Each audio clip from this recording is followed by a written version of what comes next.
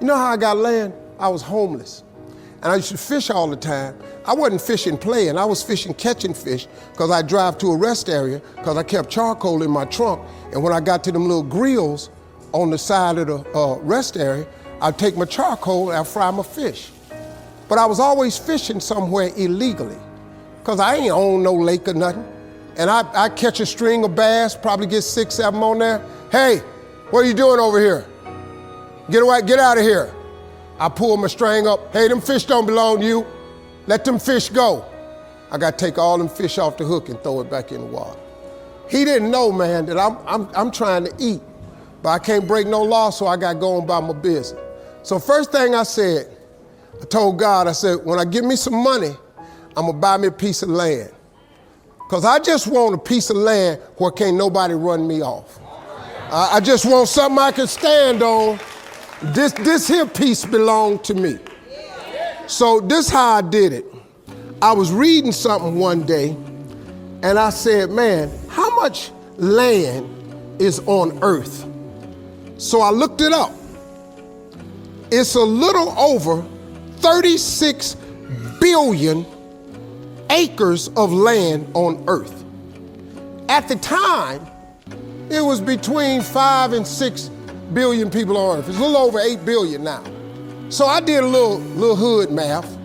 I said to myself, if it's 36 billion acres of land and it's 6 billion people, just to me, everybody ought to have 6 acres of land.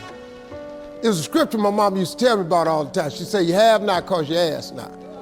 So guess what I started asking for? 6 acres of land. Just wanted 6. So I messed around and got my first piece of money. I got me a check for about $115,000. So first thing I did, went to Dallas, Texas, said I'm gonna buy me some land. I found a piece of land, I thought it was perfect. Had a fishing lake at the end of it, because I love to fish. I said, man, this piece I'm gonna buy right here. Let me talk to somebody. I was with a real estate agent. I said, how much is this? He said, it's $250,000. I can't afford this. I said, I got about 115. He said, I don't think you're gonna be able to get it for that, but I'll make a call. So he called the guy. The guy said he would take 115 now and I could pay him the rest later. And before I did it, I said, hey man, let me ask you something. How much land is that? He said, oh, that's 6 acres. It was 6 acres.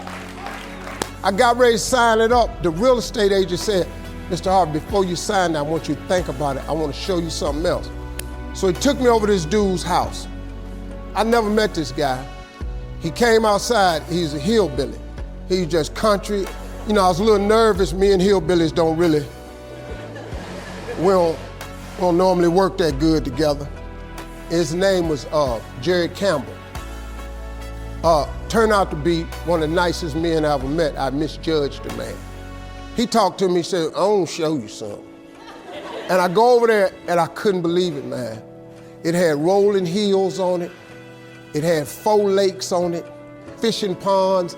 I said, man, look at this right here. How many acres is this, man? He said, 16 acres.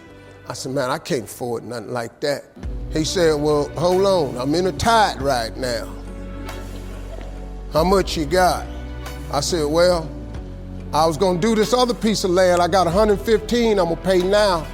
And if you give me a year to pay out the rest of it, I could buy it from you like that. He said, tomorrow morning, if you bring me a $115,000 check, I'm gonna give you this land.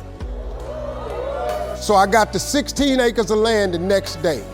So I said, wow, that's how it worked. You have not because you ask not. I asked for 6. Soon as I was gonna buy the 6, he put some grace on it. Next thing you know, I got 16 for the same money. So I got to thinking, I got a couple partners in Cleveland that's locked up. They not getting out of prison. So I asked God, could I have a 6?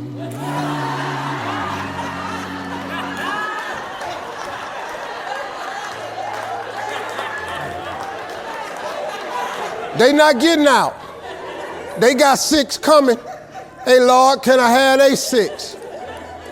So you know what he did? Some land opened up next to it. I bought 18 more acres. I bought it. So I went back up to Cleveland. I was hanging out one day. My boys was on the corner. I told them, I said, look, man, I can't hang out on corners no more. I'm trying to get my TV career started. Oh, you done changed, man. This what's happening. So now you done got this little money. You done forgot where you from. I said, okay, hey, Lord, can I have A6 too? So I see right now, yeah.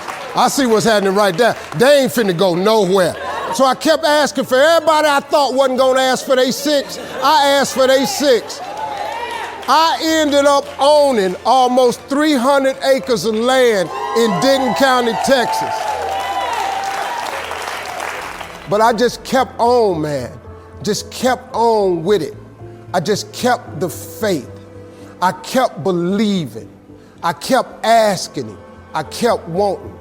God got great life for you, man. But you're gonna have to ask for it. And when you ask for it, you're gonna have to believe it. After you believe it, you gotta put your work in. Now, if you don't wanna do the work that it takes to be successful, this man with his success, if you knew how hard he worked, if you knew the hours he put in, the hours his daddy put in, if you knew what it really took, it's daunting. It's days, man, where you go, whoa, what is this I'm trying to do? But you got to hang in there. See, getting what you want is up to you. How you get there, that's up to God. See, the problem with you is you trying to figure out how to do something. Listen to this. The how-to ain't none of your business. The Bible don't tell you to figure nothing out. It say ask, believe, and receive. Now, see, you keep going down these churches, they keep telling you this, but you ain't listening. I'm asking you to listen. You can turn your life around if you change your attitude. You change your attitude, you change your altitude. Stop sitting in here with a life of mediocrity when that ain't what God created you for. Now, you might not want this life. You might not want what it takes to get here. But if you want this life, you got to put in your work. You got to put it in. You got to stay prayerful. You got to never give up. You got to talk God every day. Now, if that ain't what you want to do, then good luck. You keep doing what you've been doing, you're going to keep getting what you've been getting. I would try something else if I was y'all. I appreciate y'all coming. Thank y'all very much.